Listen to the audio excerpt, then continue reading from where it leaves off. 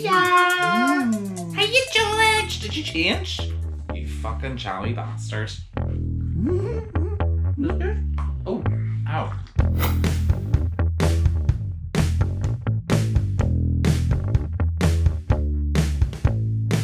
Okay. It's just I was just making sure that checking the height on this to make sure my head isn't cut out. Mm-hmm. Okay.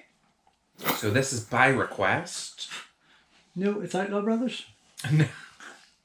Yes, this is by request. Yeah, who requested it? Do we know the username? No, because then the comment disappeared. Oh yeah, that's right, you were saying about that. So, today we're watching The Outlaw Brothers from Frankie Chan. One of my favourite Hong Kong movies. I'm excited. Oh, it's so much fun. And I haven't seen it in a few years now. I used to watch it kind of weekly when I first got it on video. But it is a lot of fun. It was requested for us to do a bit of an audiovisual on this. You've never seen it before. Nope. I'm going to try and remember as much as I can about it. And I'm going to eat my chocolate while I push play. You do that. So, here we go. Here we are. Outlaw Brothers. It's Play. the Hong Kong Legends release if anybody's watching. Hong Kong Legends release. Play.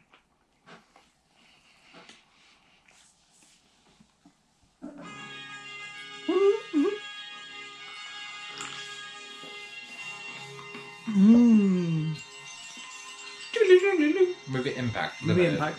Behind a number of amazing Hong Kong movies. Really? Most noticeably The Last Blood with Andy Lau and Eric Chang, which is also known as Hardboiled 2, Hardboiled 3. Oh, Jesus, okay. Crazy. But a fantastic film, so you must watch that with me too. Did they just change the titles outside of the East to kind of, Mostly. if something's been a success, just to kind of boost revenue? Yeah, pretty much. Pretty much. So this is Michael Moy in the back. He plays a cop. They're basically on the hunt for these car thieves, which is played by Frankie Chan and the gorgeous Max Mok. And they've been going around Hong Kong stealing Porsche, mostly Porsche. Frankie Chan, the director of this, is Frankie Chan's the director also, and the producer, along with Eric Chang, who you would recognise from the likes of Infernal Affairs, the My Lucky Stars trilogy. Okay. So is this Outlaw Brothers fall under the heroic bloodshed genre? Nope. No? It's Oh. just an action comedy. Okay. A martial arts action comedy. I can't even say it's femme fatale. Yukari Oshima, Michiko, Nisiwaki are just in it. One is a cop, one is a gangster. Okay. Which they've obviously been cast in many roles. Like there's the handsome Max Mok, and this is Frankie Chan. You can always tell Frankie with his little mustache. I was going to say, is the mustache like a signature? It is a signature. Like Tom Selleck? Yeah. No, It's the Tom Selleck of Hong Kong. I put a review up today on my Movie Misfit Instagram that you had seen, Yes, Warriors for Warriors Tragedy, Yes, which was made also by Frankie Chan and starred Frankie Chan. About 2 to 3 years after this. So this was a period. This was made in 1990. Right, okay. This was a period when Frankie was really getting the better of his movies out. You had this, you had Burning Ambition. Oh yes, sir. There was a section of his career where his movies were just awesome. This being one of his finest. But kind of in between, before that and after that, then he kind of just started to be a bit of a Marmite filmmaker to most people. I adore the guy, as I say. I'm a big fan of his work, but he's also more famously, in terms of being on screen, he would be most noticeable as the bad guy from Prodigal Son with Yuen Biao and Sung Hong. Right, yeah. He was the guy with all the rings, the fighter with all the rings. But he has, believe it or not, composed for almost 400 movies in Hong Kong and China. Whoa. Including Ashes of Time, A lot of Wong Kar-wai stuff, a lot of Jackie Chan stuff. And of course a lot of his own movies as well as hundreds of other people's, of course. But I love Frankie Chan. He's got a wicked sense of humour. A lot of his movies can be seen as very non-PC, with a lot of violence to women, as in they're equal. If a man can get beat up, the woman can get beat up. Yeah. A lot of age jokes, gay jokes, things like that, you know. Okay. So today it wouldn't sit with many people so well. But again, I watch these for the period they were made in. I don't... It's funny that you say that, actually, just as an offshot of what we're kind of doing and watching, you know, is that a lot of companies are now looking, like the likes of Severin Films and whatever, are looking at the films that they distribute, you know, in terms of violence against women, hate speech, all that kind of stuff in it, you know. So it's a movement that is starting, that, you know, films like this maybe, and potentially other Frankie Chan films, may not ever get released or kind of restored because of maybe that conversation that's happening right now. And we've seen a couple of films. You showed me a couple of films that have shown quite an inordinate amount of violence, not just towards women but in general, and have a lot of kind of rather questionable lines of dialogue in it that are a bit like, oh flip, you wouldn't get away with that nowadays. So it's quite interesting, actually, that that's the kind of man and director that he is, and to be such a huge name in Hong Kong and across the world with Hong Kong fans, for that to be the case, you know, it's a bit of a shame that they can't be seen as products of their time. Well, that's it. They are, you know. Not that I endorse in any way, shape, or form any but you've kind got, of hate. But you've got to understand that these were made at a different time. It's like when the BBC and other channels started saying they were pulling certain movies because of actors blackfaced or certain... Or the whole Gone with the Wind drama. I mean, it's a bit of a step too far. It is. It does reach a point when it's like, when does it become... Yeah. You know, when do we stop? Sorry, this is a great action scene coming up here. This is the guy who was just on the radio in the white shirt is Fung Hakong, who you would more recognise as the bad guy from Police Story, or one of the main bad guys from Police Story. Long-time member of Jackie Chan's Stunt Team. Massive kung fu star in his own right. He was also one of the mandolin players in Kung Fu Hustle. Oh! But he, along with some of other Jackie Chan Stunt Team members, is behind this is him here. Is behind the choreography of the film.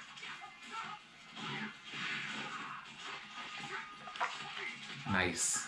But he does deliver some amazing action here. And this is a thing at this period. Frankie Chan, a lot of people don't recognise, is very close friends with Jackie Chan. And has worked with him on a number of worked with him on a number of projects. Yeah.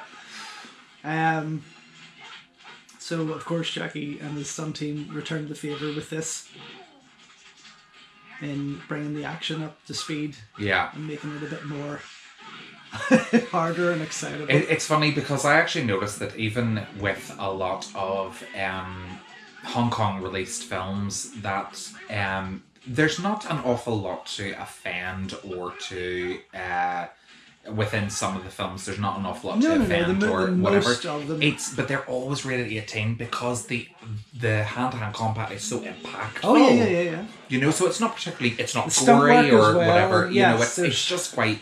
It's so hard-hitting and impactful that it's like... But is it rated 18 here and not in Hong Kong? Probably. Because they're seeing it as more of an influential thing to children. Yes. Don't try this stunt at home, that kind of thing. You know, where you're... It's where the BBFC need to wind their neck in, don't they? Yes, exactly. And I can understand the whole... the classification badge and whatever, but...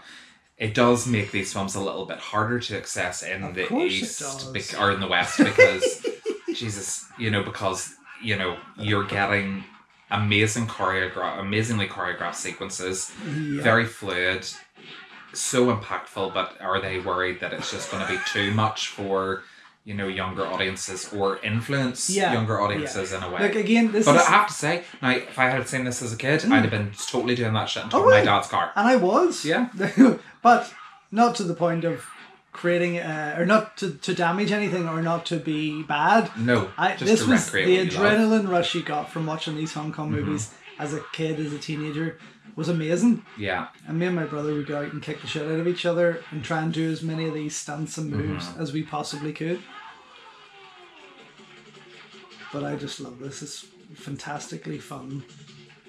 So yes, I was saying, sorry, that Frankie and Jackie Chan have a long time friendship, long time working relationship, and as well as Frankie composing some things and both of them working together on each other's movies, he also helped write the likes of Chinese Zodiac, aka Armor of God 3. Also was one of the assistant directors on it, on Chinese Zodiac. Oh, right, okay. As he also was around this period for Operation Condor. Oh. And Drunken Master 2. Okay. As well as a few other projects. And then after a bit of a slow period in Frankie's career as a director, whenever he came back with which I think is an amazing film, Legendary Amazons. Right. Jackie Chan produced it for him. So they've always had this kind of, I guess, friendship that's stuck around for a long time. As well, yeah. But Frankie composed. I love this scene. It's brilliant. Oh Look my at goodness! this. Whoa. It's like a carry-on movie. Oh, ouch. Right into the camera. Yeah. Directed by Frankie Chan. Yeah, Frankie would have composed a ton of classic titles from the Shaw Brothers period, like back in the early 70s. So that's how early he was in the industry as a composer. And then he had starred and made one movie, I can't remember I want to say Red Lips or something like that, before he starred in Prodigal Son as the antagonist, as the main bad guy of it. I'm sensing a wee bit of like Gone in 60 Seconds, Fast and Furious. Yeah. with the nice cars the and change the around styling and everything. Yeah. Yes. And it was, again, it's a product of its time. Yeah. This was a thing that... They're obviously sponsored by Autolook. Yeah. Because every single bloody car there is an Autolook car. Well, Hong Kong movies do have a lot of sponsorship. Do they rely a lot on sponsorship for something? Especially back then, yeah. You'll find at the end, you'll get a lot of logos come up on the credit roll for watches, especially. Oh, right, okay. Clothing, cars, obviously. Jackie with his massive Mitsubishi deal, obviously, at this period of time. So yes, you will see a lot of that. Is that a common thing in Hong Kong cinema in order for them to get a lot of funding for their films, they would have gone to retailers to say, we'll put juice. Such. It seemed to be, again, because you've used that tactic. Oh, yeah. More so because I've learned from yes. this. Yeah. So rather than going to any screen and asking for funding for your film, you go to local businesses and just say, can you give £100 for us and we'll... Or let us use your location or your premises. Yeah. And that's basically how we get away with a lot. Mm-hmm. We get, we make friends with the right people, I guess. But yeah, so obviously Frankie and Max, again, I absolutely love Max Mok. Yeah. They work for this other guy who... This wheelchair-bound man, who is the overall crime lord. Although seems like a very decent enough guy. But they're sent It's very diverse to have a disabled... Yeah. Mafia boss, right? Yeah. Very progressive Hong Kong. Well done. But you will see this a lot with Hong Kong movies, and again, more so from these periods and before, that everyone's kind of seen as an equal. Yeah. The cars are fucking gorge, by the way. Yeah. Oh god, yeah. This is a film I would like to see Idiot clean up. I can just imagine that scene alone would be stunning, looking in high def, really cleaned up, gorgeously presented. And I think there's a lot to say for whenever you get into it and starts going. Even the car park fight was fun. Yeah. It actually gets better and better. But I'd love to see this. There's a few Frankie Chan movies I would really like to see delivered to a high standard. I think he's very forgotten about and underrated. I love that he's covered in lipstick here. It's like, how much lipstick is she wearing? So Max Mok is a very popular actor. He recently, I'm not too sure of the projects of the last 5 years, but the last thing I would have had him in was Seven Assassins, which was kind of this underrated epic of getting all the old stars of Hong Kong cinema back into this almighty kung fu kind of war drama. It was a fantastic film. I really loved it. But he was also in Sammo Hung's Pedicab Driver, had an amazing role in it. Had a role as like this kind of scarred assassin in The Assassin from similar period, around 93, 94 as well.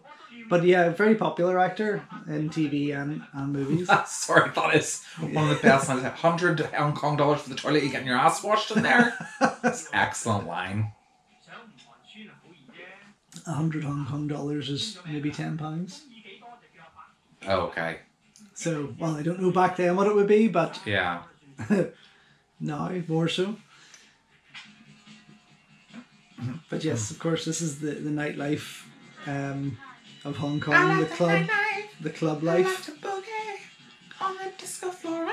Who's this, Chan Kwok? No. Where's Bond? He's called Bond in this? Bond.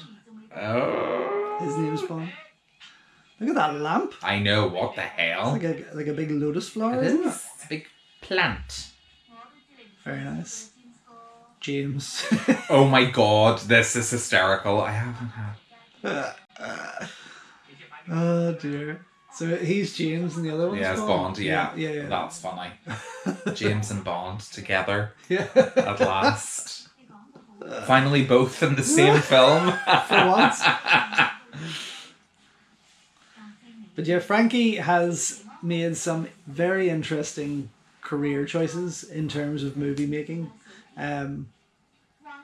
From like the mid-80s, he's got on VCD, I have it there, called Unforgettable Fantasy, which is just, I can't even explain it, it's wild. Bonkers. It's something else. And then he made The Good, the Bad and the Beauty, which was a pretty sweet regular Hong Kong action comedy. Mm-hmm.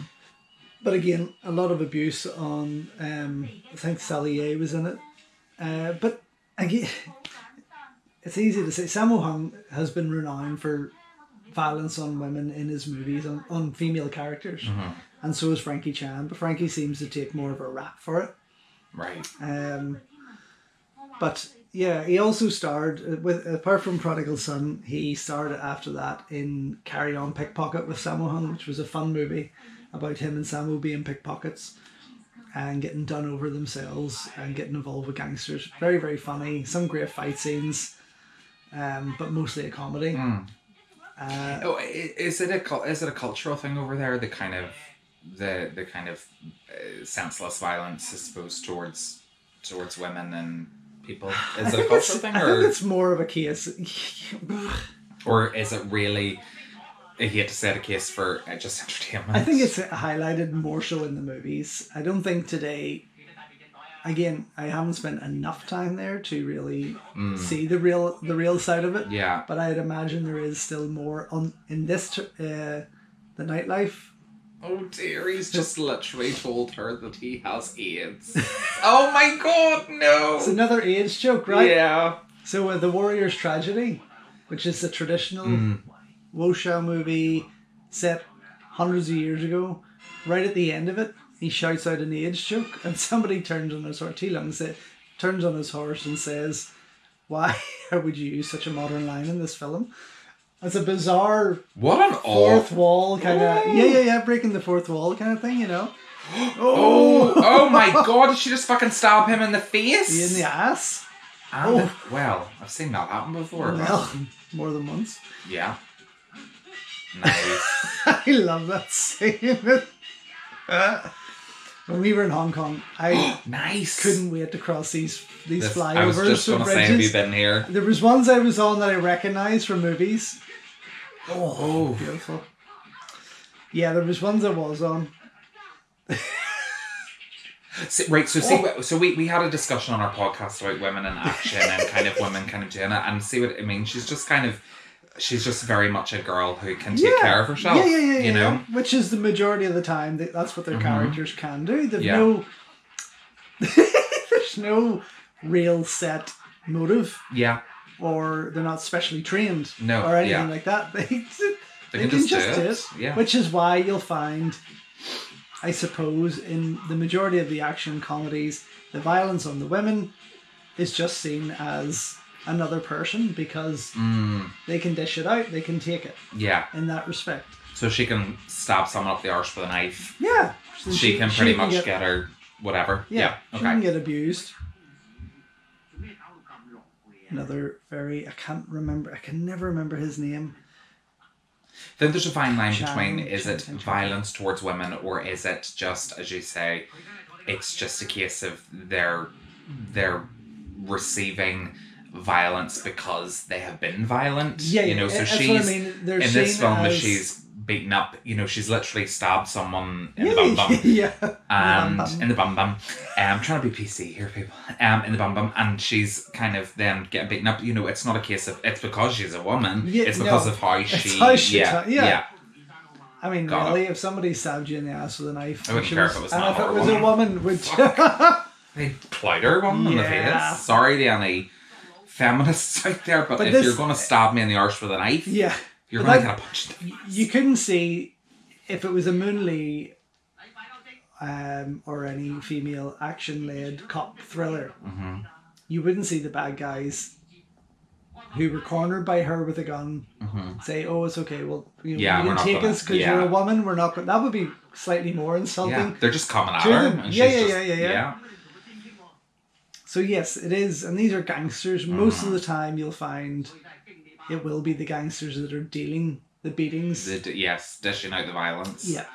Yeah, beautiful. Not sorry. No. The visual that of just the hotel. Yes. Beautiful. The hotel we stayed in Hong Kong, it was right next to the Chim Sha Choi shopping centre where Jackie Chan done his fantastic stunt, and also, but what we didn't realize was to the right, that was behind us, but to the right was the alleyway used in the Heart of the Dragon, the first mission, where they did some of the car stunts and that. So I'm always looking out for these little spots that we because we obviously walked to the feet of ourselves trying to. Well, I was gonna say, I mean, it's a big area, you know. Yeah, it's fast, and it's always fun to watch a film filmed in Hong Kong because what's so interesting is it never actually really looks the same. When they film in New York, it's distinctly very much. You can tell. Whereas again, in Hong Kong, it always looks like so different. Yeah, it does. But that's a Western thing that I find Hollywood would find or think that the majority of their audience is stupid, so they need to show the Empire State Building. They need to show the Eiffel Tower to show they're in Paris. They need or the Golden Gate Bridge for San Francisco. They need to or the Hollywood sign. They need to film in locations that are obvious. Yeah. You know, whereas with this, you're kind of the James Bond brothers are really great. Oh my god, this is epic! Can't believe it. Oh, these guys, you know, from the way they're dressed, they're going to get into a fight scene. All the way with nobody's ever in white overalls and it ends well. No. Do you know what I mean? Exactly.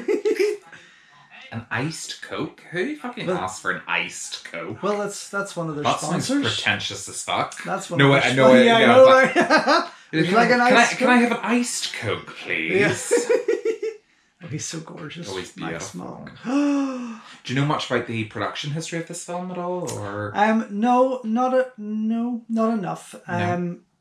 It's something I find I hate putting you on the spot a lot. Like that, but it's something I find a lot with most Hong Kong movies is there's never enough story behind them, or I think they were dishing them out so quick at this period, especially that it was just a case of make them and get them out there, get them done. I would imagine that probably 70-80% of them would never have a a making of. I was just going to say, you know, it's become such a common thing now for, I mean, probably in the 70s whenever Jaws and the likes was released, you wouldn't have known an awful lot about the production of it, but as years go by, DVD increases, Blu-ray, they put on making of documentaries, they release books on the making of. Yeah. It's not something I see of for Hong Kong films. Not you know, enough. we get not enough. audio commentaries from the likes of Mike Leader and Arnie Venema, and, you know, who give out really great information, and, you know, they talk about their favourite scenes and whatever, but there she is. It's always nice to be able to say, oh my god, I love her so much. She is. It would be really lovely to have seen, like, behind the scenes on a lot of these films, to see what they did, what they got away with, how they got away with that, you know. That's another story altogether. That's probably why they don't do behind the scenes. If you can't prove it, they'll shoot themselves in the foot then. Yeah. Now this is Yukari arriving now. Look how small she is. She's teeny weeny actually compared to the rest of them. And oh no, I was going to say something. This is actually but this is the first time I've kind of caught her height. I'm not too sure how tall Michael is, but I'm sure he's probably maybe about my height, probably around that. But were you 15? Yeah. Yeah. She would be she's probably about the height of our daughter. Yukari Oshima, actually, I don't know if I've ever told you about this before. Is she? She's Japanese. But does she speak Mandarin? Cantonese? Yeah. She speaks Cantonese, but not Mandarin? Mm-hmm. Okay, that's interesting. I don't think I've ever asked you that before. I think, again, I hadn't confirmed it, but I think she may have a parent from Hong Kong or from China. Okay. I think one of her parents might be. But yeah, she's been, I mean, her first kind of role in Hong Kong would have been Sammo Hung's Shanghai Express, Millionaires Express. Oh yeah, Millionaires Express. As the samurai warrior, she was beautiful in that. She was absolutely amazing. Yeah, I do enjoy that film. It's a good film. I just got it on Blu-ray from Nova. No way! Yes. Really? Very good. Yes. Look at that face. It's not how I look when I smoke. This is an epic fight. Oh, okay. Oh! Don't speak a word. What's the best colour for a Ferrari? She just wanders on it. At this stage. Yeah, she just kind of like walks in like, hey, yeah, I'm here. Yeah. Yeah. Look at him. I love watching the background people. Yeah. You know? Nice. Oh, she is such a great... She is, isn't she? Her kicks are fantastic. She's a phenomenal mover. Look at that. And I've questioned you about this, and we've talked about this before, about the top female action stars of Hong Kong cinema, and for me it is Moon Lee and Yukari Oshima share the spotlight. Yeah. But I often do feel that Yukari just dips the toe forward a little bit more so. Really? Than Moon, because she is a so far she is a genuine martial artist. Oh shit! So Yukari is a martial artist. Whereas Moon was a dancer trained to fight. Yeah. Yukari, I believe. Oh. Lord God. Yeah. So that was a kind of nice the way they all came off individually there.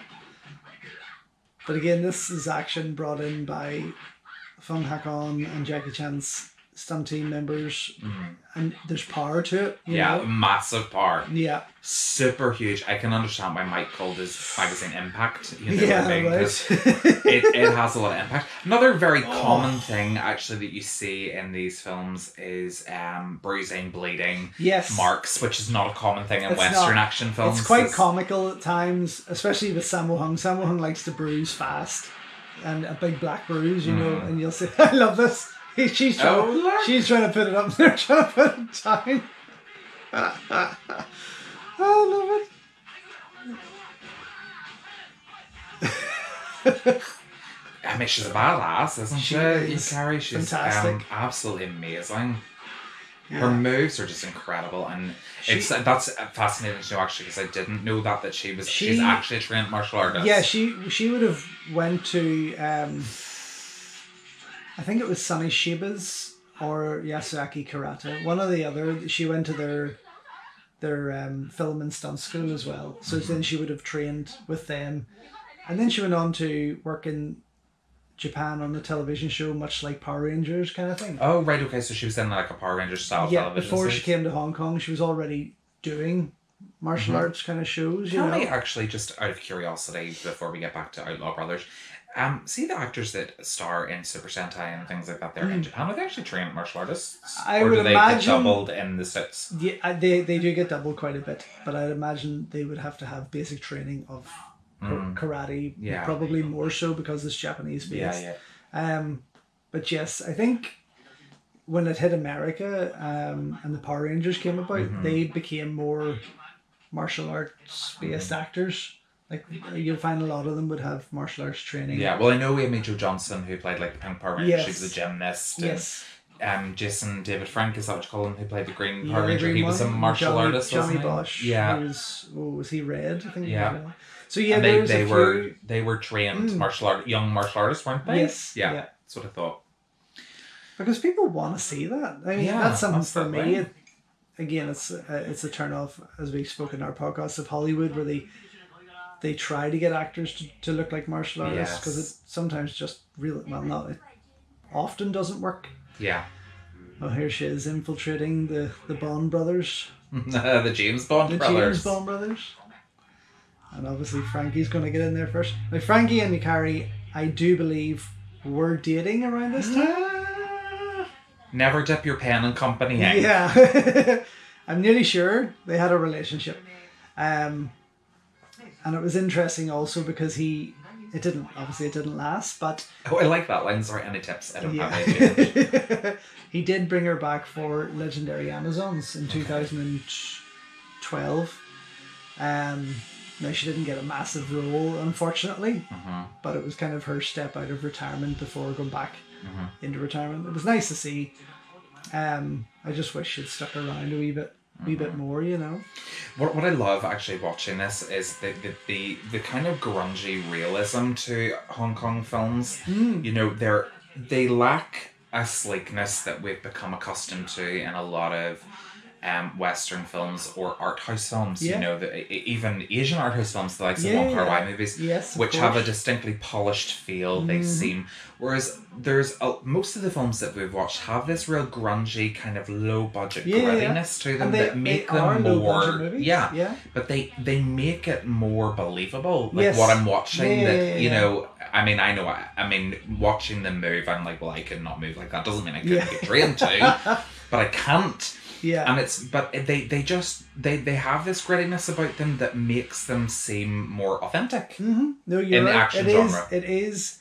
You probably find a difference with the Golden Harvest stuff, Jackie's stuff, things like that. They're a wee bit higher budget, but oh yes, they are. The majority of them, the majority of them would be considered, especially by Hollywood standards, even of this period, a very low budget movie.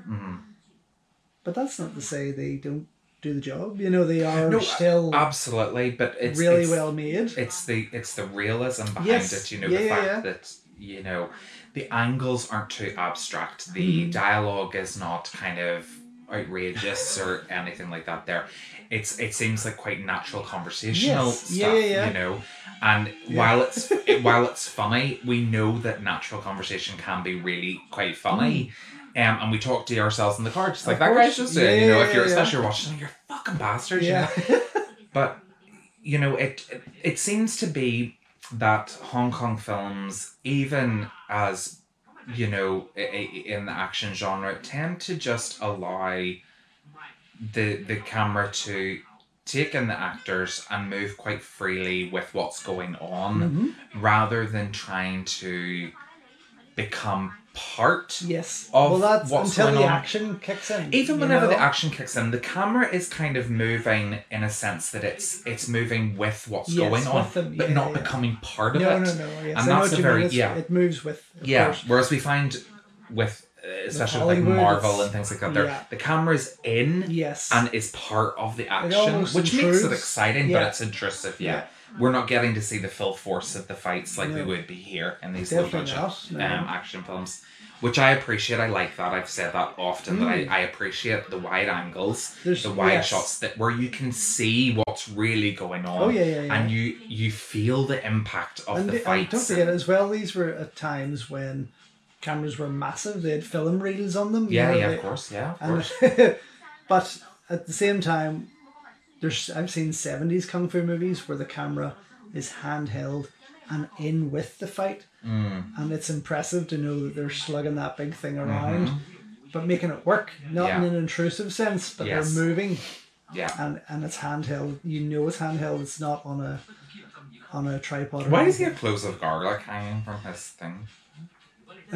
Hanging from his. That's a good question, isn't it? Yeah, that is the question. That's what's going to haunt me this whole film. Why has he got cloves of garlic? Yeah.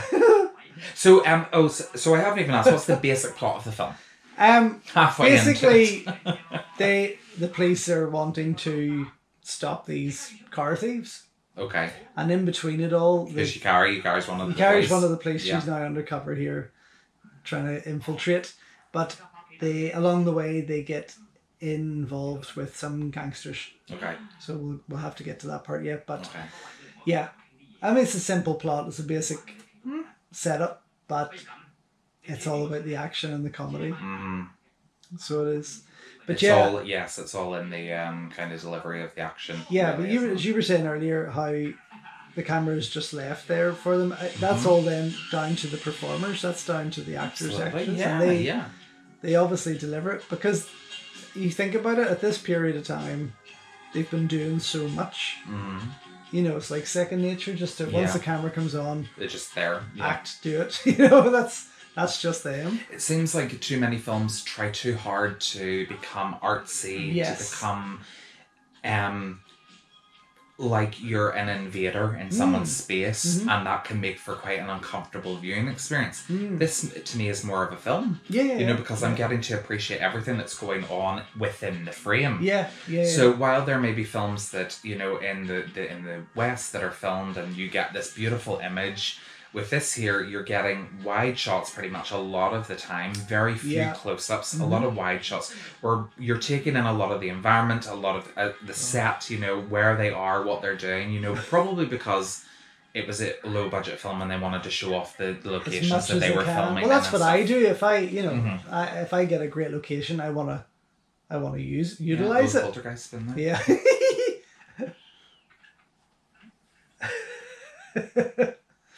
He's desperate. He's jealous because he knows Frankie's kind of falling for her. Look at that bath. That I was just about to say. That is some time as well. Impressive, yeah. So they're thinking these lines. Yeah. Yukari's comic, and I've talked about this before, Yukari and Moonlee's, both their comic timing is fantastic. Yes. They do a lot of good comedies, and they're brilliant at it. So they are.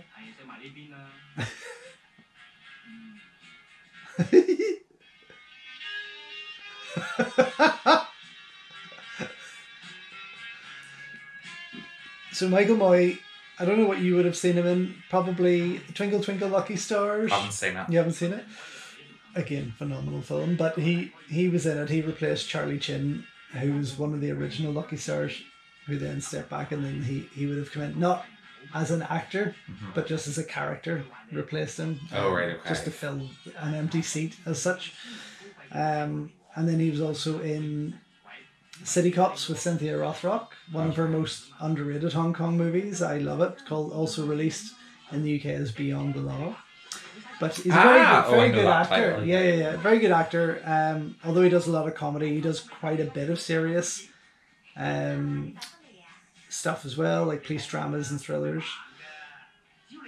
But he's still going strong today.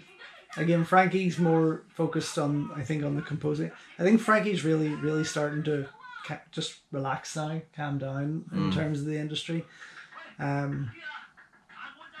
Tequila, of course. She's called Tequila. Yeah. Oh my god, amazing! Ow! Who else was called Tequila in Hong Kong cinema around this period of time? Yeah, Chili Tequila. No, Giant Fat, Hard Boiled. Oh, why right now? Flip me. Totally forgot about that. Would have been a couple of years later, maybe. What year was Hard Boiled? 92. This is Ken Boyle. I think this is Ken Boyle. Ken was the In Armour of God. Right. The Jackie Chan, obviously the Jackie Chan movie. The monks. He was the head monk. So he was. Oh really? Yeah. So he's obviously another Westerner. I think it's Kenwood. Another Westerner living in Hong Kong. Oh, this wasn't even their house? No. That's not even his house? Oh my god, shit.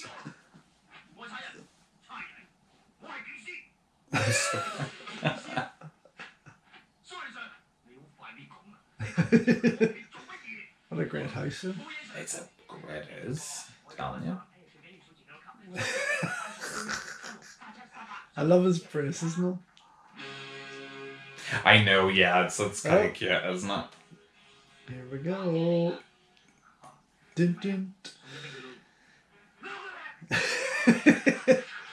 Nice. The action's kind of coming thick and fast. They're kind of doing like little bits in between to kind of progress the story, but this is kind of full of fights. Wow! Yeah. Beautiful.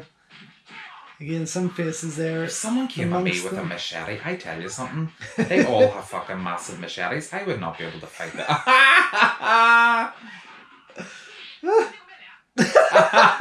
You see, there's just an equal. She's like, why'd you touch my breast? And then she grabs onto his chest and he's like, yeah, my breasts. Yeah, stop it. But he gets the slap, or she gets the slap first. Oh, just is one of Jackie's. Do you know, I'm not a fan, I must say, of slow-mo. Now, I do like that the slow-mo kind of... I understand the reasoning behind the use of slow-mo is to kind of emphasise a pretty powerful moment or to kind of elongate a scene. Understandably, But I'm not a fan of it. I'd much rather have this fast-paced kind of... Yes. Chat, chat, chat, chat, and especially when it cuts in there. I never understood that wee clip of her going into slow-mo, you know. Wasn't a specific... Very common thing in superhero films, you know, to have the hero coming in slow motion and that kind of iconic pose and then the landing fast. Yes, it does, and I'm not a massive fan of it, I have to say. Plus, I think it's a lazy way of editing your film because it takes up 30 seconds of film that didn't need to... Yeah, that didn't need to be there, It's like the show... To me, that takes away a lot... That slow-mo takes away the impact of what she's really doing here. And we know she's powerful. And that's Don't what I take mean. away It wasn't from that. a specific move. I'd understand if it was an incredibly intricate move. Yes. But it wasn't really. No.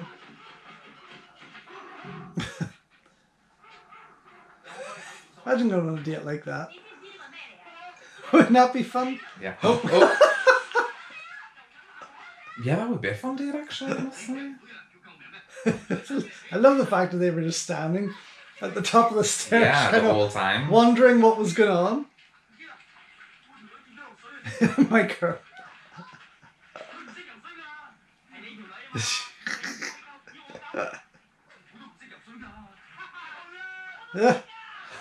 Jesus.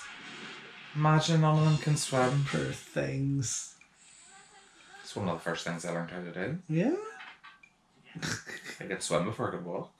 This is another thing I love about Hong Kong movies is the openness and roughness of the police station. Yes. You know, a British or American police station would not be like this. No.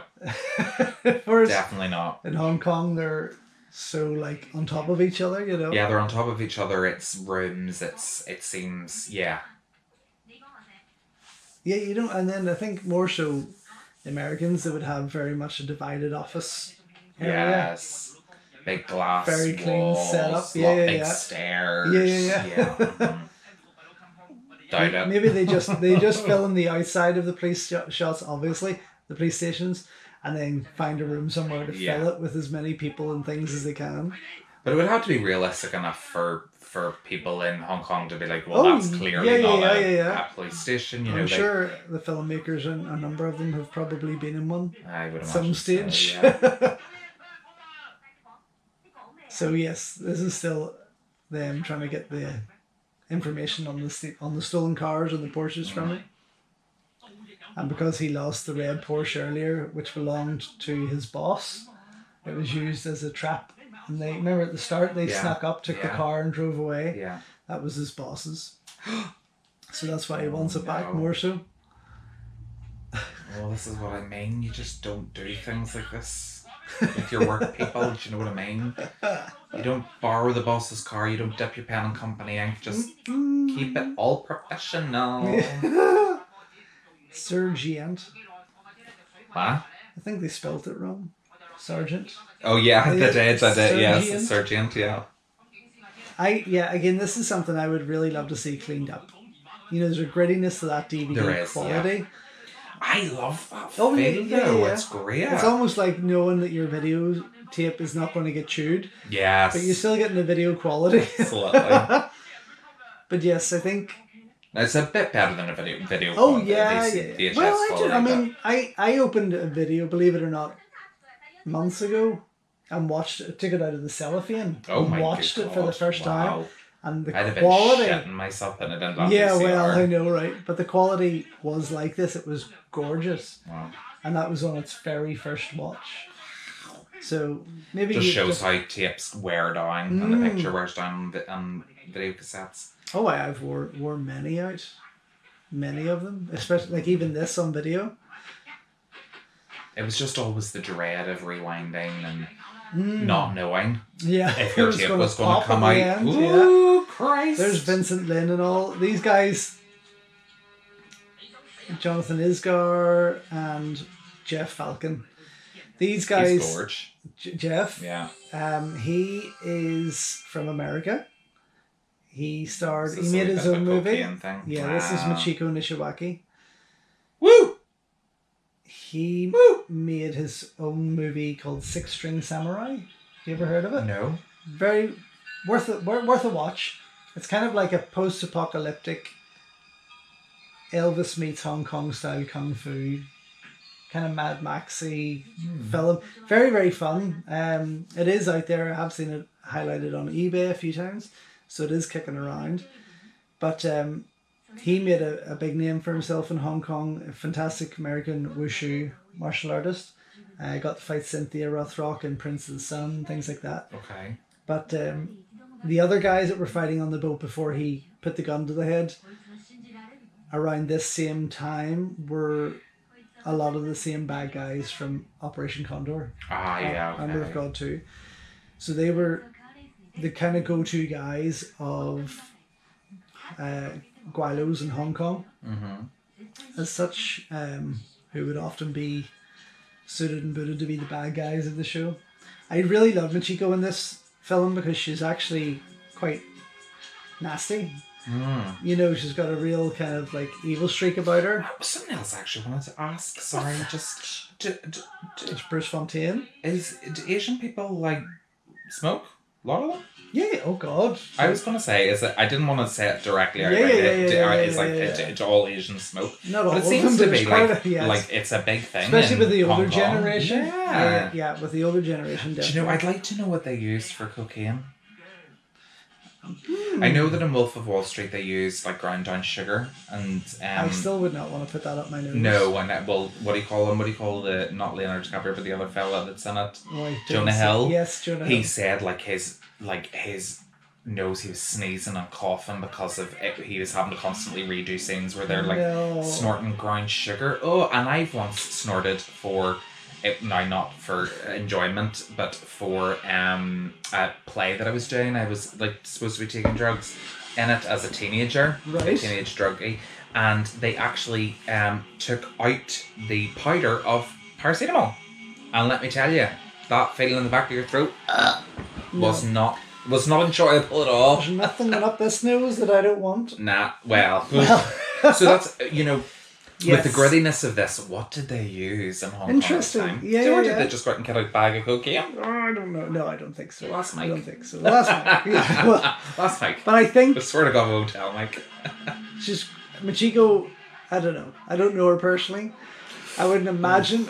Nice that she would have took something legitimately real. Yeah. What's the just point? Michiko, I know because it's funny. Yeah. So it is. Yeah, Michiko, more internationally known as the lady gambler from God of Gamblers. Yes. Okay. Also, the muscle bound woman because she is a weightlifter. Oh. I don't know, Olympia. I don't think Olympic. I think but an athlete weightlifter. Is this a big chase sequence here? Yes. And My Lucky Stars, she was the lady gambler in it, who then became one of the villains that fought Sybil Hu and Sammo Hung. Well, Sammo Hung took her down with one punch. But yes, she is very popular. And again, someone who I find is missed from the Hong Kong scene because she always made a fantastic villainess. You know, she was really threatening. Yeah. Fantastic mover, very tough. Does she have a shooting a film in this film? Does she have a chance to fight in here? Oh yes. Oh good. Oh yes. Very much so. See, it's odd for that first kind of car tilt that they would slow it down, and then for the other ones they just kind of have it naturally. I prefer to see it happening in real time. Slow down like that. There's H from Steps. Bet you that was the last thing on his mind. But yes, so you got the guys there. It was only a heartbeat away. Yeah, you. I know. Very good. I know. So there's... Oh, sorry. That's who I wanted to point out earlier. It was Bruce Fontaine. Yes, him in the back. No, that's Mark Houghton from England. Okay. Mark, again, a very, very popular Western actor in Hong Kong. Fantastic documentary on him, I think, on Amazon Prime at the moment called I Am White Tiger. Okay. It's only a few years old, if even. Oh, good Christ above! My goodness, they look like real people. They certainly were. Yes, so Mark, very, very one of the most popular, and he was actually taken under the wing of Larga Leung, who was one of the almighty Shaw Brothers directors who worked with Jackie on Drunken Master 2 and made 36 Chamber and all that kind of thing. Yeah. And he was taught the Hungar style, and but you'll see him popping up in pretty much the majority of Hong Kong action movies from around this time. But you also had Bruce Fontaine, and I'll point Bruce Fontaine out later. Okay. He is a Canadian martial artist who went to Hong Kong to work. But you remember at our film festival we played Strega. Yeah. Bueno, who directed Strega, was from Canada. We met him in Tokyo to give him his awards. He was a student of Bruce Fontaine back in Canada. Wow. So it was nice to knit all these links together. And for Bruce, who has worked on many, even I think he was in Knockoff. He was able to go from working with the likes of Jackie Chan on Operation Condor, Frankie Chan here, and so on and so on.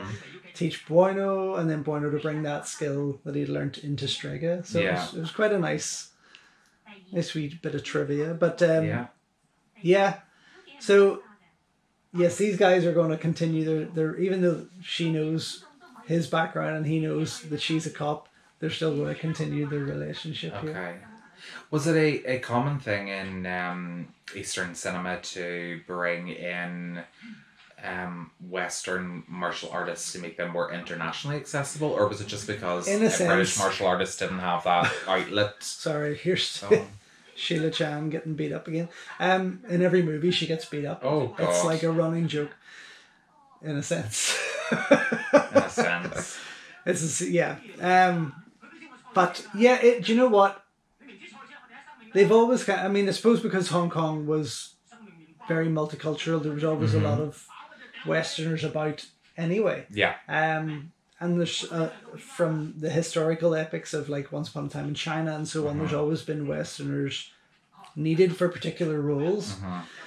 So yes, they've always kind of been there. Is that because of the British occupation in Hong Kong? Yeah. But I think more so it's easier to make fun of them. Yeah. You know, it's, as we would use token, as I say, from the West. Oh, yeah. Token, I know what you mean. Token black guys, token Asian guys, all that kind of thing. They would do the same with Westerners, I guess, to a point. Yeah. Cynthia was really one of the first Westerners who came in, took a lead good guy role, and became known as that person. Whereas the majority of them, if not all of them...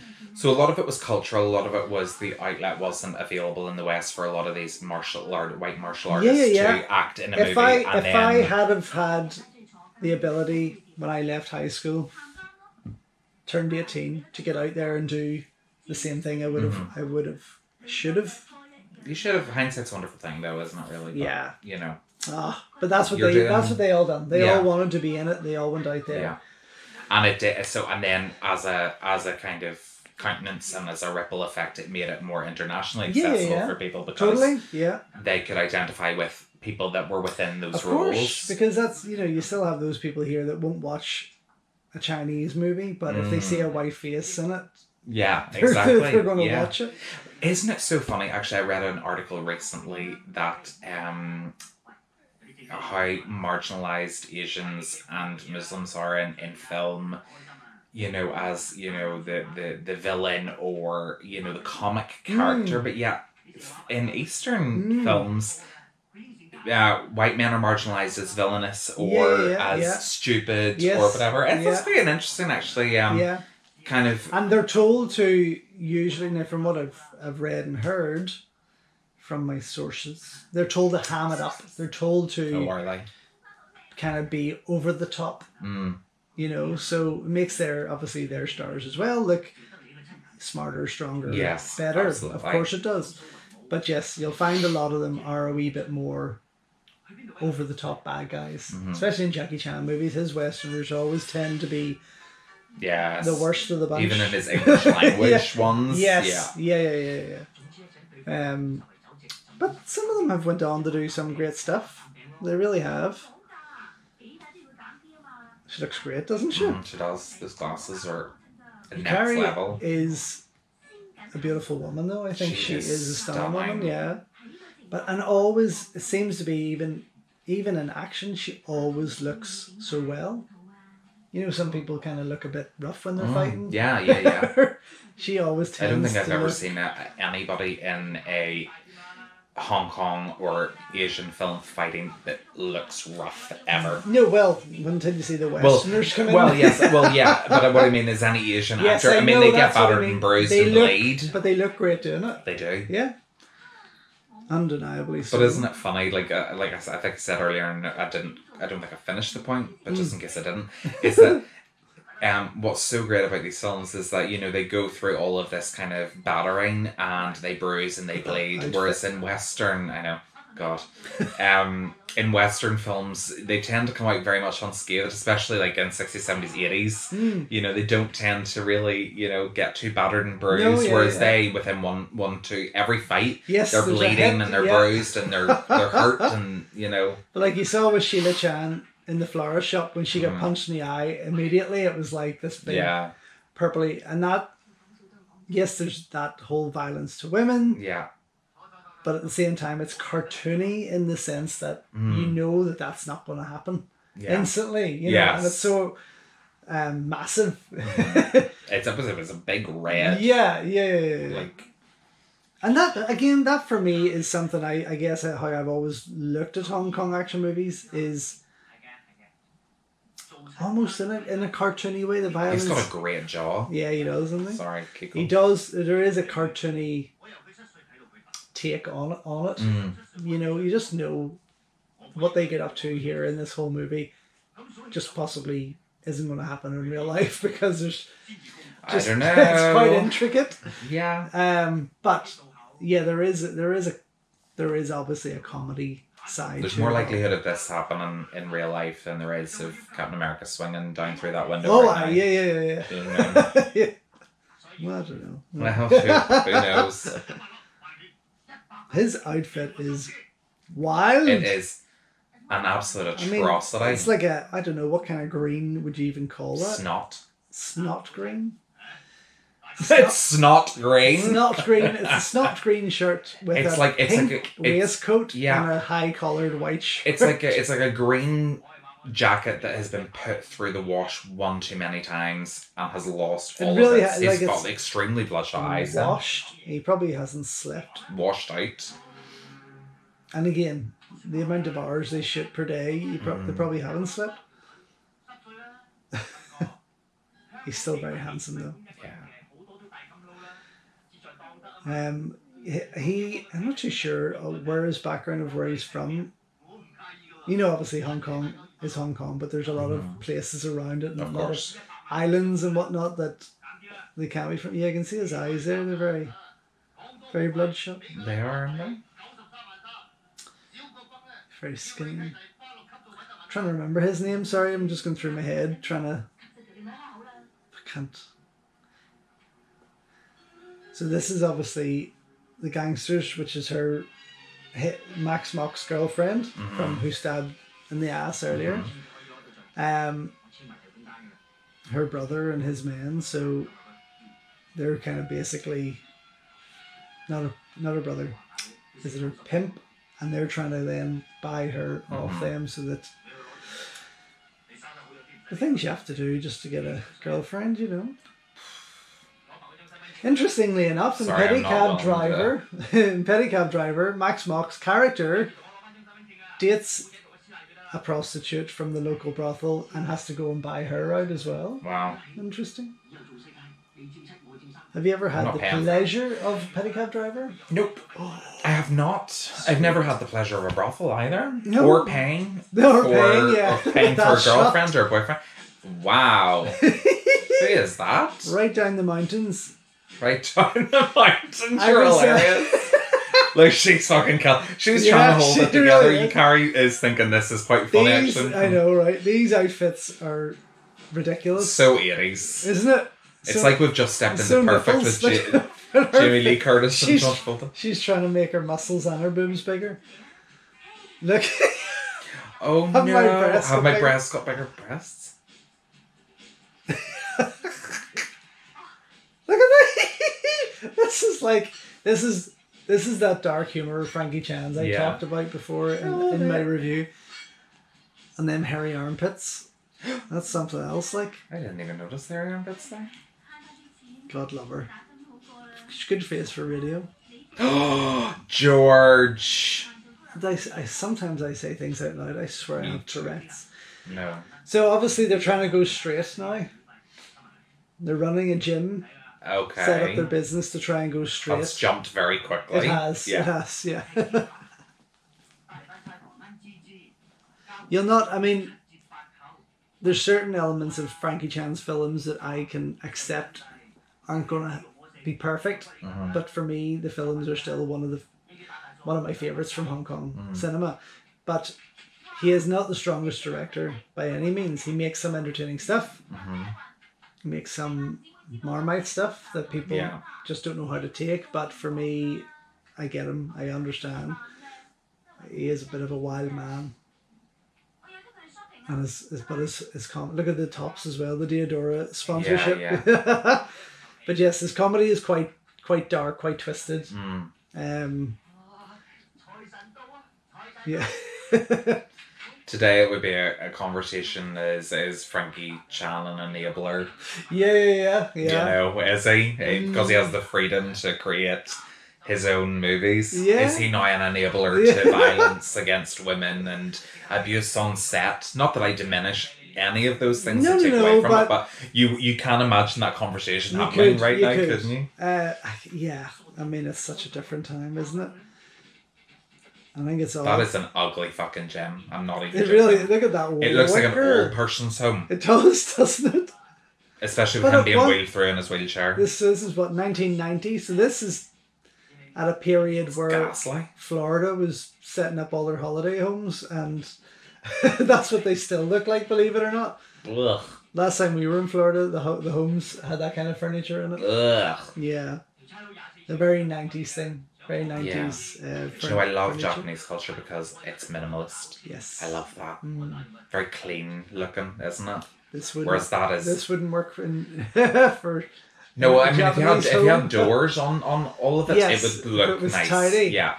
Well, it looks nice for me because it's all very set up and lovely, but you know what I mean? Yes, like everything's very closed. And that's the ghastliest gym I've ever seen in my life. Yeah. I'd walk in there thinking, oh my god, is today my day for seeing my grandparents? Have I come to the wrong place? I love this. The fact that even though he's in a wheelchair, he still has the balls to threaten this policeman. But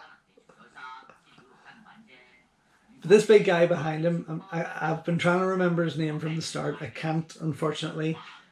But again, another character that you'll see pop up in a number of Hong Kong movies and often play kind of a mute or a bit of a dopey character, or like more recently I would have watched him in. Oh, then to her brother and sister, and that's okay. Got yes, it. Yeah. More recently I would have seen him in Chow Yun-fat's Rich and Famous, kind of tragic hero. Oh yeah, I love both those movies. Yes, yeah. And he was kind of a servant to Chow Yun-fat in that, and did a fantastic role, kind of protecting him, and got into a bit of gunfight and stuff. But yeah, he's kind of one of these character actors that always pops up somewhere. You'll always see the face. Yes, Max Mok, I would... His legs are gorge. I would be on that in no time. He is bloody gorgeous. Love to have met him back then. Yeah. Well. But yes, I'm always excited to see a Max Mok movie. Or Max Mok in a movie. Listen to that dramatic music. It is quite. All because she's preggers. So I feel like bursting into love. This is quite a subdued role for Sheila Chan. Oh really? Yeah, she's usually a real whiny, screamy, crazy over the top kind of character player, Where would you have seen her in Prince's Son? Never seen Prince's Son. All's Well Ends Well 92. She's in, oh gosh, I mean, any number of Hong Kong movies, obviously, but yeah, usually she plays a much more wild, someone you kind of can't stand, or somebody the characters around her can't stand. Yeah. And ends up getting a black eye. Yeah. Usually. Gotta say, I love a good action scene set at a dock. Yeah, you'll have that. You'll get the dock. You'll get the warehouse fight. And we've obviously had the car, the car garage fight. Yeah. Love a good dock fight, me. It's something I've always wanted to do for, just generally for perhaps our channel, or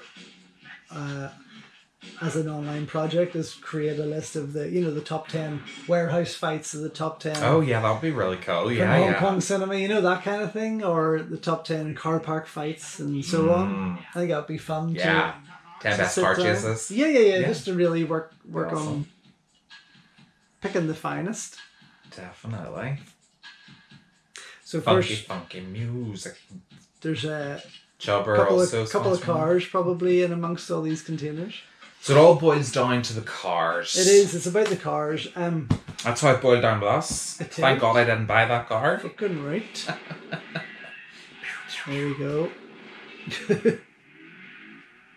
And a container yard fight, top 10 would be fun too, because you had a cracker one in Knockoff. Yes, so you really did.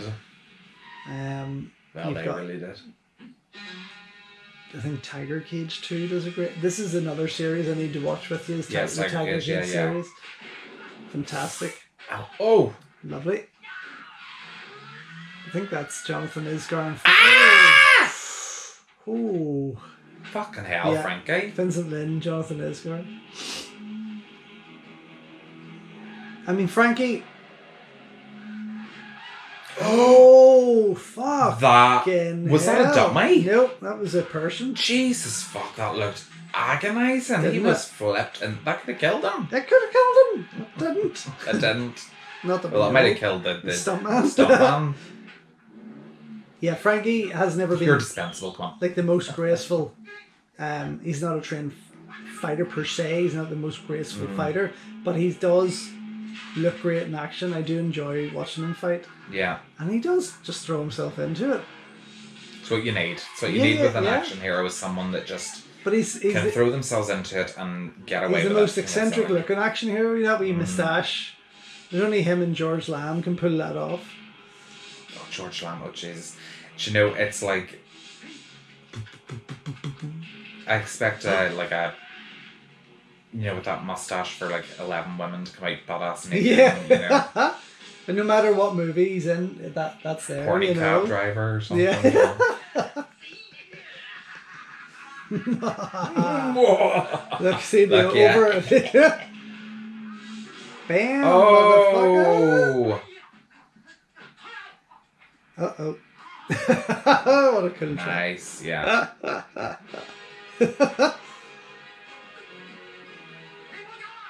Bye.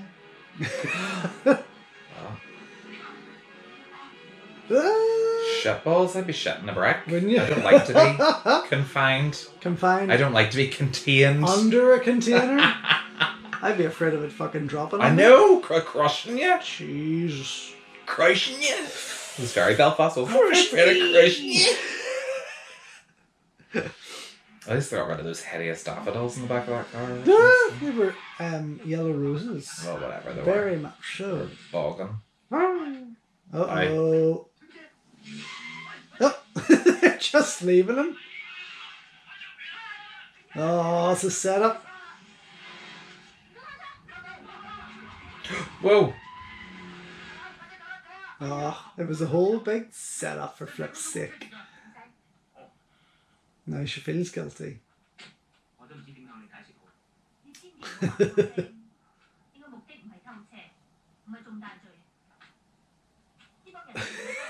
Michael's feeling kind of like smart ass, so your girlfriend did you in, now she's really my girlfriend. Don't touch me.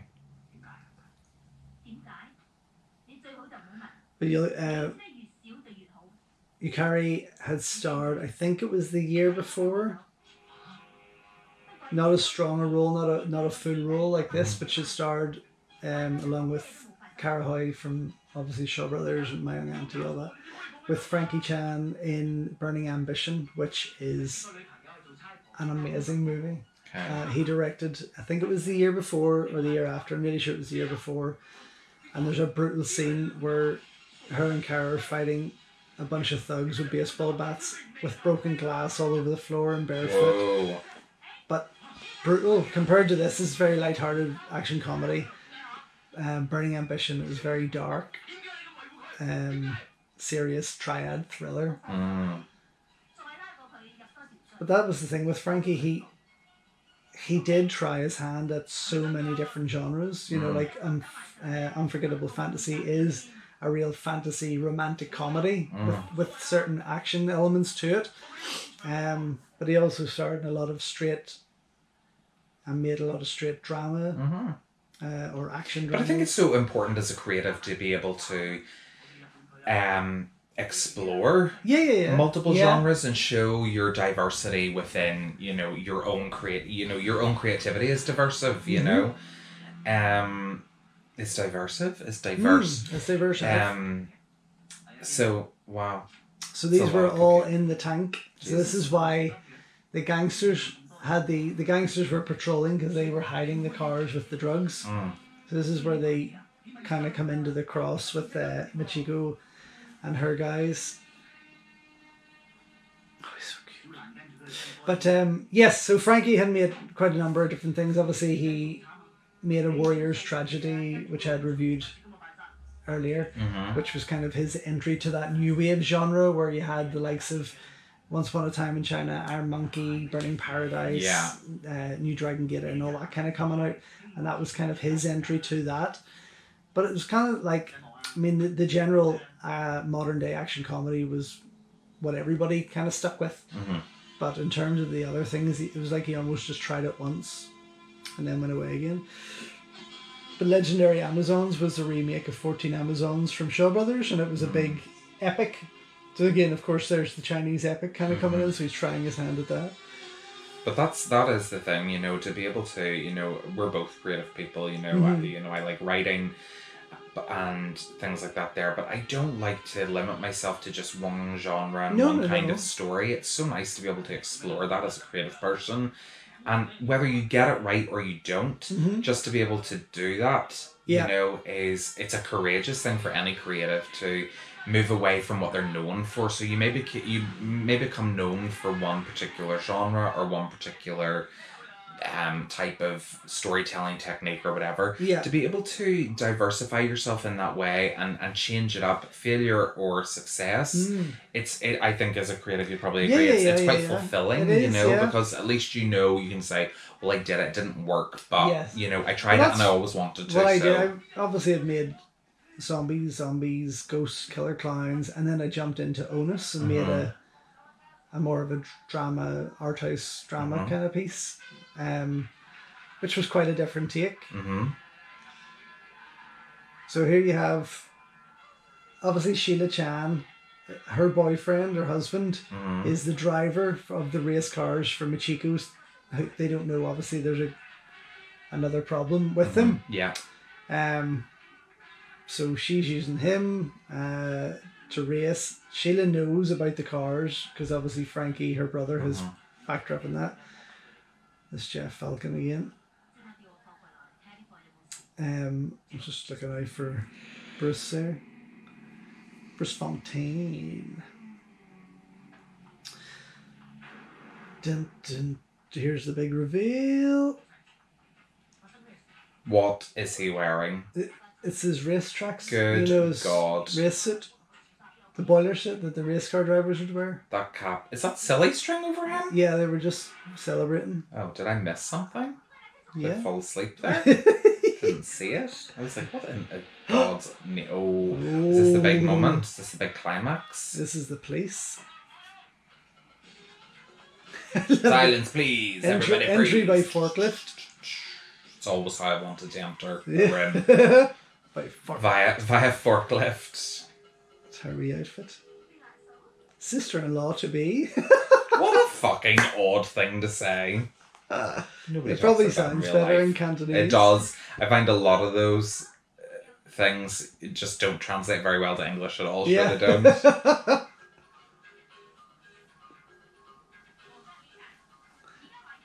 But again, she looks fucking brilliant. So is this the final? It's getting there. It is. Oh, sorry. There. I thought Yeah. the way everyone kind of came together there. I thought, was this the final fight sequence? You know that they're gonna. This is obviously they were caught stealing the car, but they've and Max had drove it away, but now they've made plans they've worked with the police in entrapment to get these guys taken care of, but also it means her sister's husband or his sister's husband will be arrested. So why are Michiko and Yukari getting into the same car together? What's the story there? Just to it's just to accompany her. Oh right. She's been after her. Okay. Both Japanese women working in Hong Kong cinema.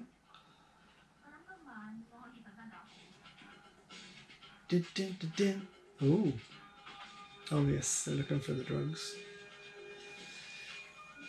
Oh dear God, you'd be so pissed when someone did that to your car and there was nothing in it. Mm-hmm. Like, are you for real? If you're going to put that all back together. Yeah, I know, right? Jeez. I mean, they're fairly strict. I was just about to say they've within 30 seconds they've done more in that car than they have in the whole film. They've obviously so they have tricked them. They've tricked them back. Yeah.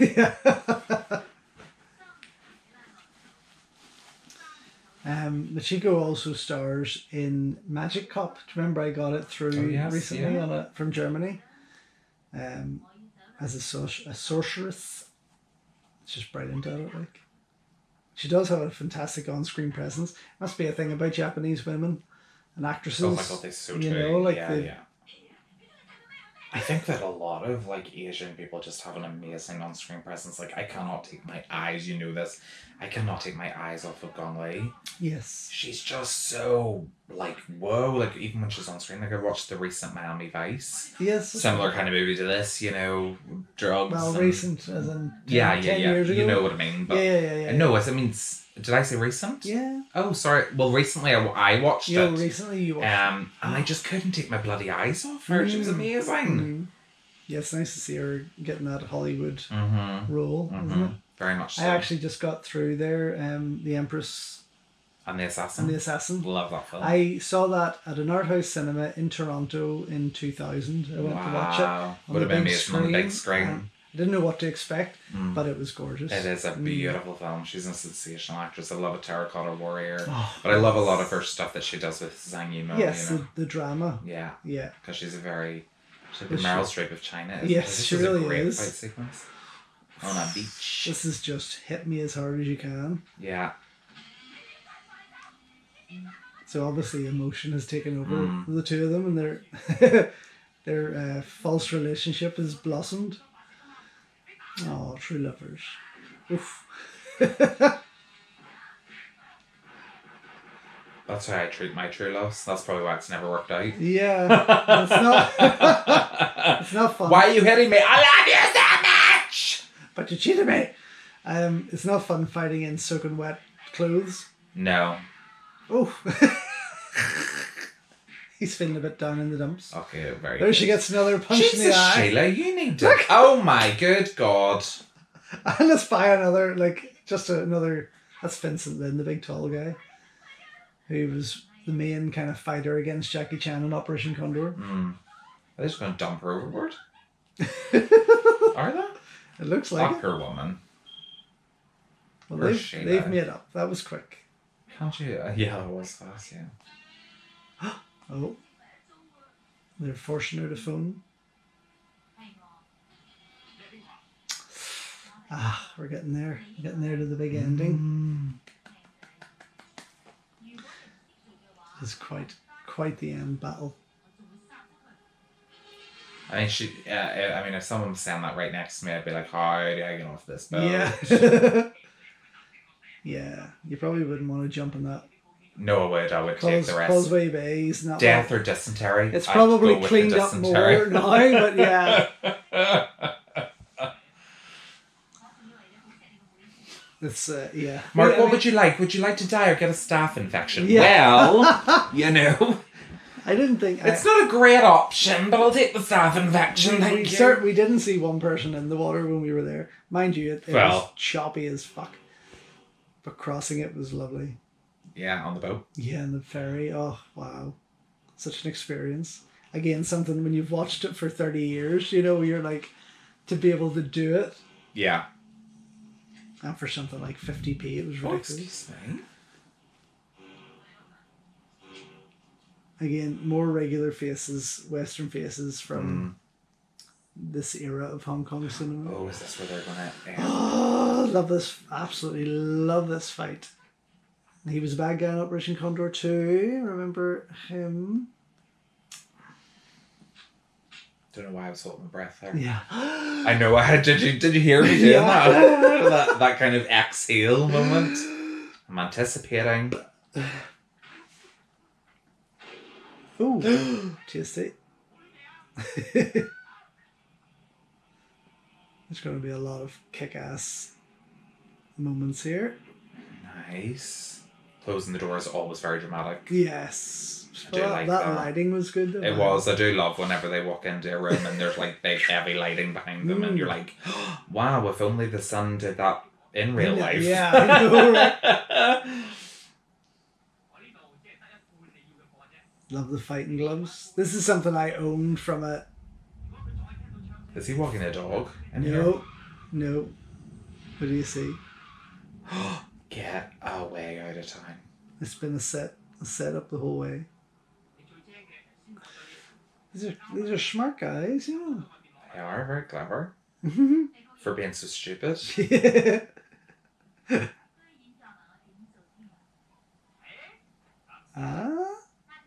Eh?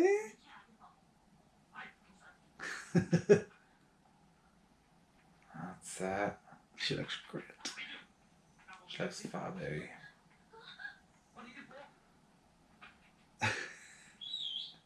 Have you seen Mark? Oh. No! I would have loved to have seen that moment.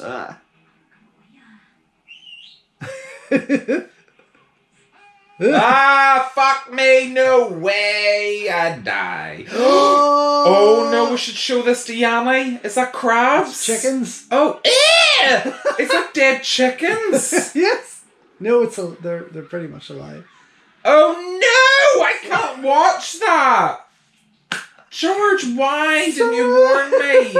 Oh no, oh my god, they're blowing up chickens. Yeah. Well, they are getting shot at.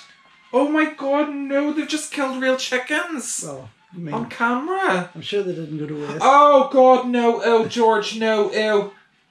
No. This is no longer fun. It's gone. It's gone. Now just get ready for the action. Who does that? The Chinese. Oh, I don't mind a snake. Kill the snake. Don't kill the snakes! Oh my god! What's wrong with these people? Where were Peter?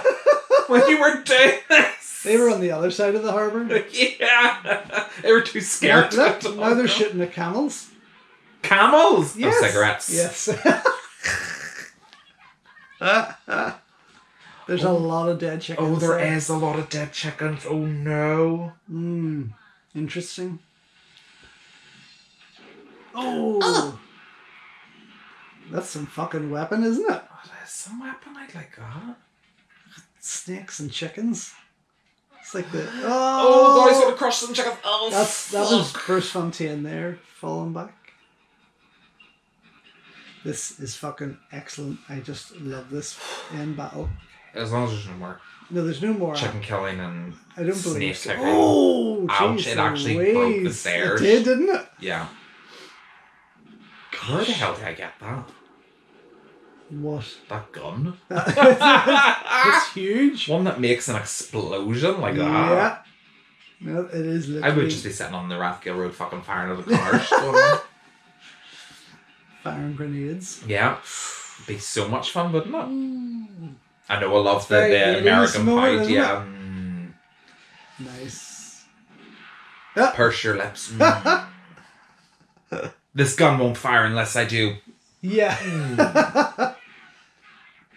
Very bright moment and not fun. Colours. I forgot to mention like that light. you don't like that. No, it's light? a bit too harsh on them. Yeah. Especially in white. Yeah. Fong Hakon, who was the security guy in the car park at the start, who does the fight choreography for this,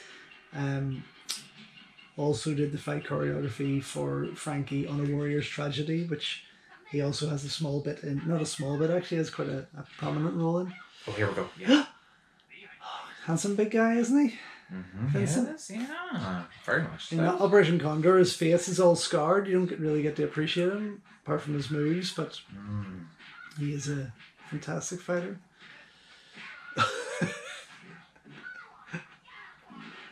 Tasty. Again, swift, fast, hard choreography, you know. Oof. Does making noise make you hit harder? It's a release of energy as such. That's why even when you're training... Whoa, what a move, Yukari. That was pretty awesome. A nice split kick. Oh, here we go. Get out of... This is amazing. Wow. Ooh. I thought his leg was gone there Nearly. for a second. No way! This is incredible! Oh, Frankie, don't be a pussy. Yeah, don't be a pussy. Yukari just did splits on that. Take on 3 of the toughest fighters. That is some sword. Isn't it gorgeous? That's why you call it a knife, but it's really not. Broadsword. Oh, beautiful. Oof. Again, you know, a lot of fans of Hong Kong movie will say Michelle Yeoh is the best female on-screen fighter, and without a doubt she is phenomenal. She does some amazing stunt work and has pulled off some incredible moves. Yes. But and she's done this move also in Police Assassins 2, Yes Madam, where she smashes through the railing. But she hasn't done anything as gritty as this since Royal Warriors or Magnificent Warriors. You know, she's always had a more polished approach to choreography. Yeah. Balletic almost. Yes, I was going to say her stuff is very balletic. Yeah. Whereas the likes of Yukari and Moon tend to be much more gritty, stronger. And intense. Look at that move. Wow, what an incredible... Very acrobatic, isn't it? Here we go. You have to be incredibly acrobatic as a martial artist. Of course you do. Flexible. I love her with the gloves on. Yeah, she looks great with those gloves on, actually, doesn't she? Again, that's what I was going to say earlier. Sorry, from I was like 12, I had a pair of these constantly. Every time I went gloves? out after school, always these Oh yes! fighting gloves, I call them. You know, Michiko's not getting in on the in the fight. Nice, she's been standing there looking idly for the last little while. I mean, what? What? That looks like a giant condom. It does, doesn't it? How do you No, there's just no physical way that would be. Oh, he's doing it. Oh, that's my belly. Dear God! Ooh, I'm hungry. Now, tell me this. Actually, it's an interesting thing you may not know. Oh, I hope this battery holds out. Oh, I hope so too. In films like this, props, etc., weapons, are they real? Some.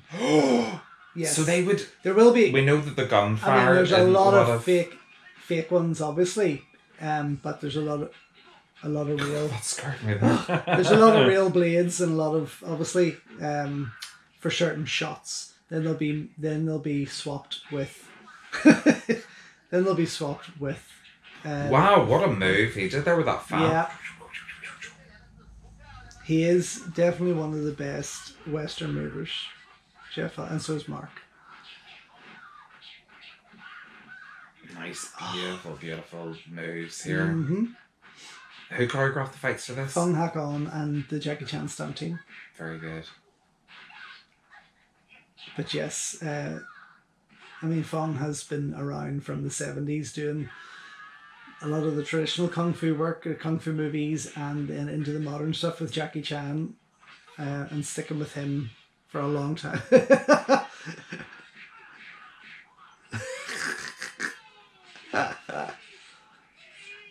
And poor Mark. Mark just constantly gets, in every movie, gets abused, you know. Well, he's the villain. He's got to be. Exactly. Oh, oof. Nice moves. Fan work, beautiful. This is incredible fight sequence. This whole end fight is amazingly, apart from the dead chickens. But wow, fucking tasty, like. Is this your new favorite expression? Tasty. It's fucking tasty. Fucking tasty. It is tasty. There's something about this kind of fight action that just so appealing. Yeah. Without a doubt. That's what I need to do after that move. Yukari, fan myself down. Fuck the knives on the end of it. Yeah. I'm boiling here. Oh, come on. I love the ingenuity and the innovation and the use of the set. You know that they take up. You know, it's very rare to see locations like physical locations being utilized kind of fully. Yeah. But they utilize everything from the boxes to the poles to the weapons. Everything. You know, everything is used. I find that Hong Kong action films are very prop driven. Mm-hmm. You know, and set driven. that they use absolutely everything. That was a complete waste of his time. Yes. But they use everything until it's unusable. Yeah. You know, totally. And it's a wonderful thing to see because it makes for a much more dynamic fight. So that's why as well you'll find more so again in the older Hong Kong stuff is they would pretty much have created the action on the spot, or you know, in my scripts I just write to be choreographed on set because I don't know. Oh, nice.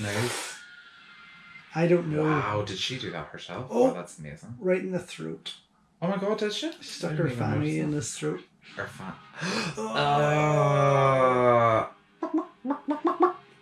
Yes, I would always write to be choreographed on set because I don't know until we turn up in the day what's going to be available to make happen. Yeah, exactly. Yeah. Things could change. We might not get the location after all on the day of shooting or whatever. So I don't have the pleasure of designing a fight scene for weeks on end. Yes. I have to kind of just pull it together then. Yeah, there's a couple of wee victims there, isn't there? Michiko didn't really get a chance to No, not as much as she has in other movies. Oh God, there's a lot of dead chickens. I know, but you think about it in this day and age, today, all them chickens are dead now. They don't age well. That wee look. Sexy wee look. He is bloody gorgeous. Absolutely. Even her look, she's like, oh yeah, wait, what? And in fishnets as well. Oh my God. What the actual fucking fuck? Did she do that herself? Don't know.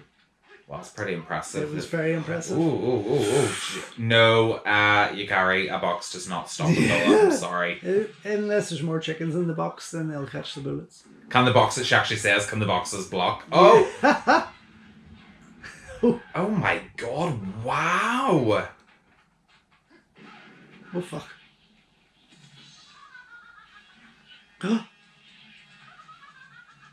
She's psycho. Evil? She's an evil bitch. Where's the gear? Oh, I love when people call it gear. It makes them sound so much more straight than they actually are.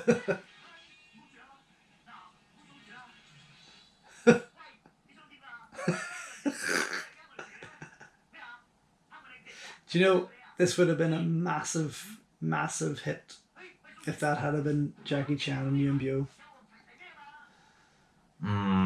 Do you know, like, and quite possibly even more polished. I often wonder in films, like, I know it makes for the scene, but it's kind of like, I would just blast through them and just be like, yeah, fuck it. Yeah. Wouldn't make for a great film, but you know. Yeah, can't be bothered. Just like, yeah, just all the.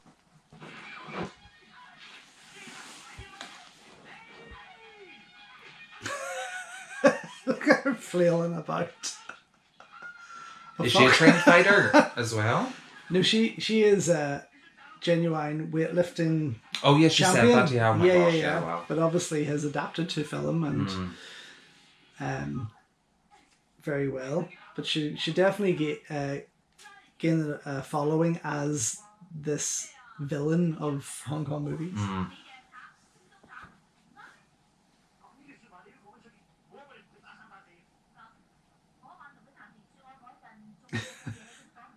He talked even dirtier when I pretended to be in love with him. Eat shit. Eat shit.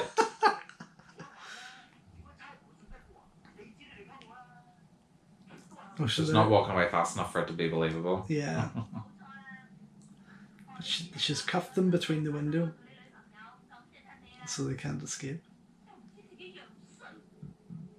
No.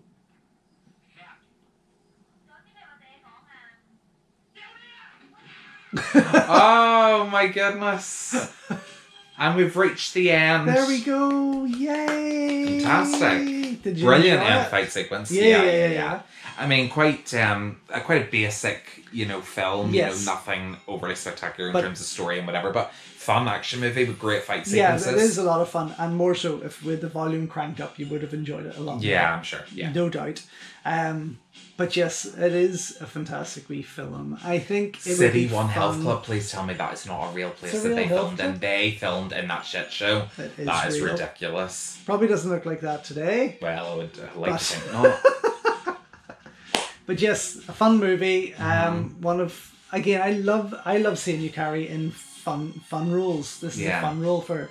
She does do a lot of serious stuff, obviously. Yeah. Or has done, sorry. But yes, a lot of fun. Anyway, thanks for watching. Thank you, guys. Thank you. And don't forget to check out our other videos on the channel, such as movie reviews of the MCU television shows on Disney Plus, trailer reactions, our new podcast, our nice packages, our screen queens. It's all there. Check it out. Get subscribing. Please do, and share it with your friends. Yeah. And be sure to join us again for another audiovisual commentary, whereas next time we may do Heroic Trio. Or Avenging Quartet. Or Angel Terminator. Who knows? Who knows? We the have list is so endless. many to choose from. Anyway, thanks for watching. Cherry pie. I'm starving. I know, I love cherry pie right now.